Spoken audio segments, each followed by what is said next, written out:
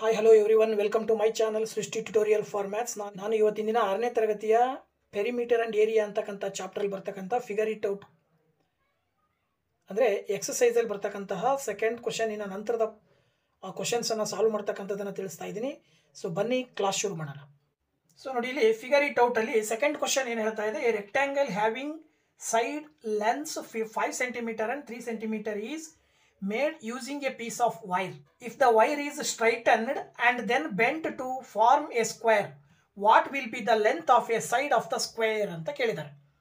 ಅಂದರೆ ಇಲ್ಲಿ ಒಂದು ರೆಕ್ಟ್ಯಾಂಗಲ್ನ ಹೊಂದಿರತಕ್ಕಂಥ ಒಂದು ಸೈಡು, ಆ ಸೈಡಿನ ಲೆಂತ್ 5 centimeter ಇದೆ, ಇನ್ನೊಂದು 3 centimeterನ ಬ್ರೆಡ್ತನ್ನು ಹೊಂದಿರತಕ್ಕಂಥ ಒಂದು ಪೀಸ್ ಆಫ್ ವೈರ್ ಇದೆ. ಆ ಪೀಸ್ ಆಫ್ ವೈರ್ ಅನ್ನು ತಗೊಂಡು ಸ್ಟ್ರೈಟ್ ಮಾಡಿದ ನಂತರದಲ್ಲಿ ಸ್ಕ್ವೇರ್ ಫಾರ್ಮಿಗೆ ಬೆಂಡ್ ಮಾಡಿದಾಗ ಆ ಬೆಂಡ್ ಮಾಡಿ ಸ್ಕ್ವೇರ್ ಫಾರ್ಮೇಷನ್ ಮಾಡಿರುವಂಥ ಸ್ಕ್ವೇರ್ನ ಸೈಡ್ಸ್ನ ಲೆಂತ್ ಎಷ್ಟೆಷ್ಟಿರುತ್ತೆ ಅನ್ನೋದನ್ನು ಕೇಳಿದ್ದಾರೆ.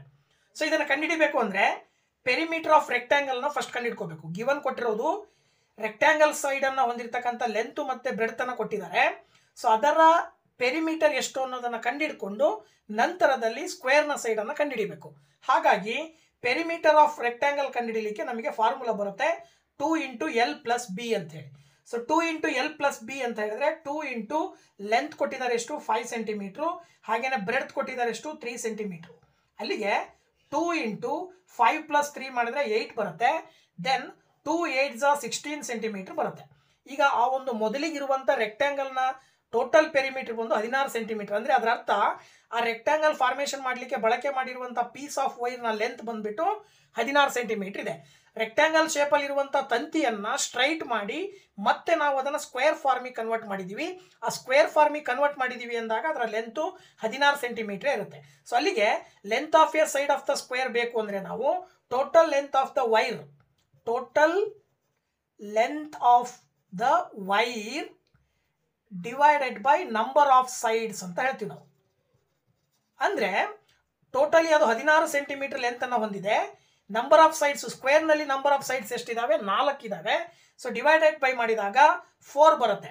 ಅಂದರೆ ಸ್ಕ್ವೇರ್ನಲ್ಲಿ ಬರುವ ಎಲ್ಲ ಸೈಡ್ಸು ಈಕ್ವಲ್ ಆಗಿರೋದ್ರಿಂದ ಸ್ಕ್ವೇರ್ನಲ್ಲಿ 4 ಸೈಡ್ ಇದ್ದಾವೆ, 4 ಸೈಡಿನ ಲೆಂತ್ ಎಷ್ಟು ಬರುತ್ತೆ ಅವಾಗ 4 centimeter ಬರುತ್ತೆ ಅಂತೇಳಿ ಇದರ ಆಧಾರದ ಮೇಲೆ ನಾವು ಸುಲಭವಾಗಿ ಹೇಳಬಹುದು. ನೆಕ್ಸ್ಟ್ ಥರ್ಡ್ ಕ್ವಶನ್ ಏನು ಹೇಳುತ್ತಪ್ಪ ಅಂದರೆ, find the length of the third side of A triangle having A perimeter of 55 centimeter and having 2 sides of length 20 centimeter and 14 centimeter respectively. ಅಂದರೆ ಟ್ರಯಾಂಗಲ್ನಲ್ಲಿ 3 ಸೈಡ್ ಇರ್ತಾವಲ್ವಾ, ಆ 3 ಸೈಡನ್ನು ಹೊಂದಿರುವ ಟ್ರಯಾಂಗಲಿನ ಪೆರಿಮೀಟರನ್ನು ಕೊಟ್ಟಿದ್ದಾರೆ, ಜೊತೆಗೆ 2 ಸೈಡ್ಸನ್ನು ಅವ್ರು ಕೊಟ್ಟಿದ್ದಾರೆ. ನೀವೇನು ಮಾಡಬೇಕು, ಥರ್ಡ್ ಸೈಡನ್ನು ಕಂಡುಹಿಡಿಬೇಕು. ಏನು ಕಂಡುಹಿಡಿಬೇಕು ನೀವು?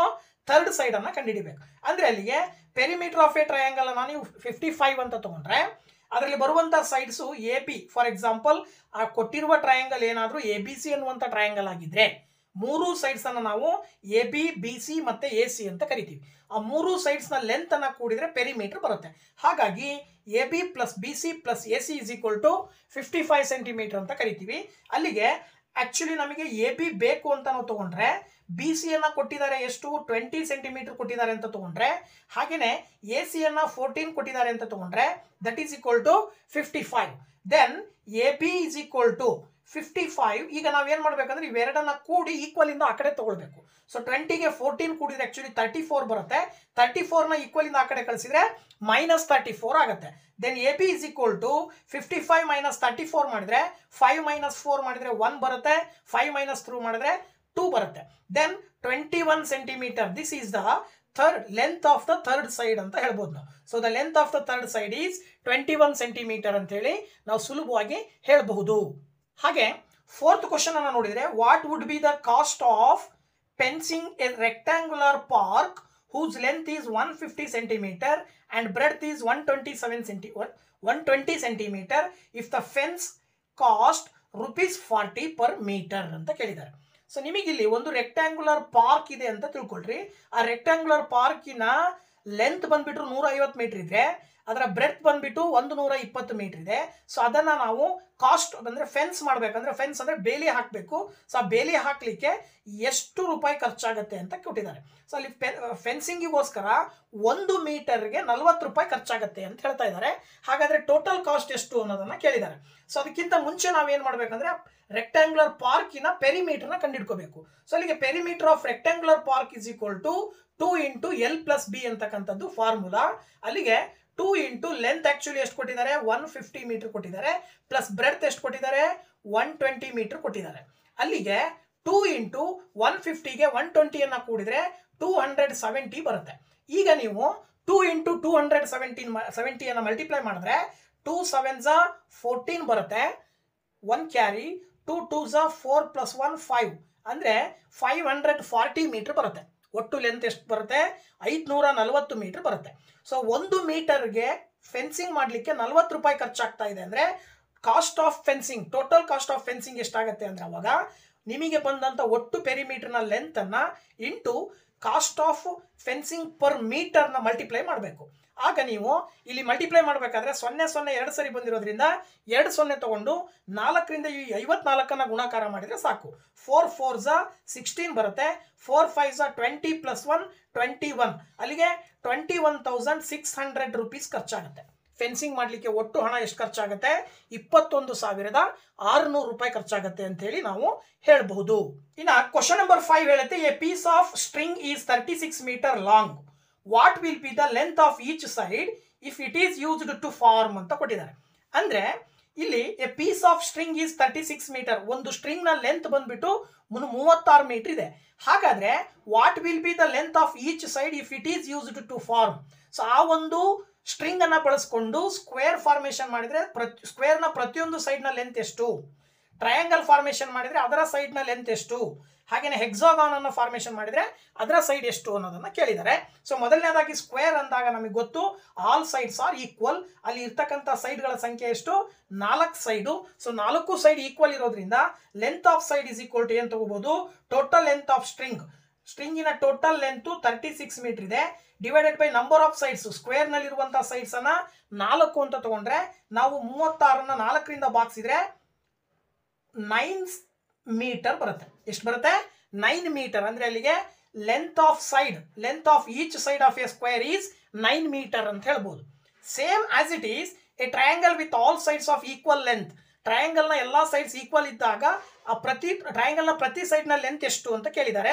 So the length of side is equal to, ಇಲ್ಲೂ ಕೂಡ length of string divided by number of sides ಅಂತ ತಗೊಂಡ್ರೆ ಲೆಂತ್ ಆಫ್ ಸ್ಟ್ರಿಂಗ್ ಆಕ್ಚುಲಿ 36 ಇದೆ, number of sides in a triangle 3 ಬರುತ್ತೆ.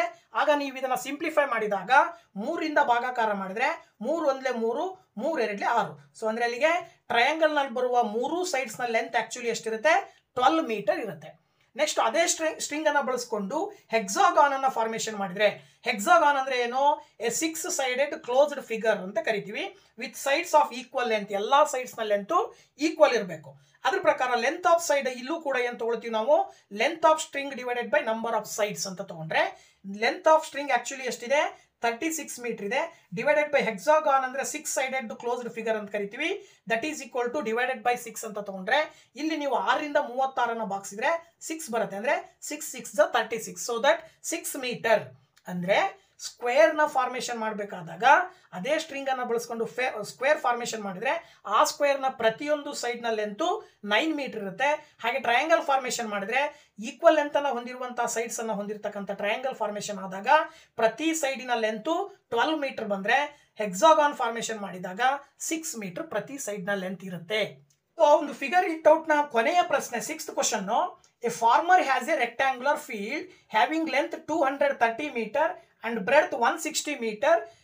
He wants to fence it with 3 rounds. ಇದನ್ನ correct ಆಗಿ ನೋಡ್ಕೊಳ್ಳಿ. 3 rounds of rope as shown. What is the total length of rope needed ಅಂತ ಕೇಳಿದ್ದಾರೆ. So ಒಂದು rectangular field ಇದೆ, ಒಬ್ಬ ರೈತಂದು.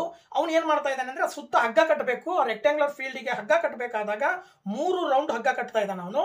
ಆ 3 ರೌಂಡ್ ಹಗ್ಗ ಕಟ್ಟಲಿಕ್ಕೋಸ್ಕರ ಎಷ್ಟು ಲೆಂತ್ ಬೇಕಾಗತ್ತೆ ರೋಪಿನ ಲೆಂತ್ ಎಷ್ಟು ಬೇಕಾಗತ್ತೆ ಅಂತ ಕೇಳಿದ್ದಾರೆ.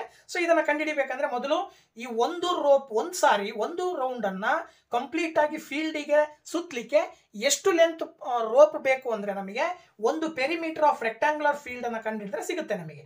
That is equal to 2 into L ಅಂದರೆ ಎಷ್ಟು ಬರುತ್ತೆ 230 ಪ್ಲಸ್ ಬ್ರೆಡ್ತ್ ಅಂದರೆ 160 ಅಂತ ತಗೊಂಡ್ರೆ that is equal to 2 into 230ಗೆ 160 ಆ್ಯಡ್ ಮಾಡಿದರೆ 390 ಬರುತ್ತೆ. That is equal to 2 into 0 0 2 9s 18 then 2 3s 6 plus 1 7 ಅಂದರೆ 780 ಮೀಟರ್. ಇದು ಒಂದು ರೌಂಡನ್ನು ಸುತ್ತಲಿಕ್ಕೆ ಬೇಕಾಗಿರುವಂಥ ರೋಪು.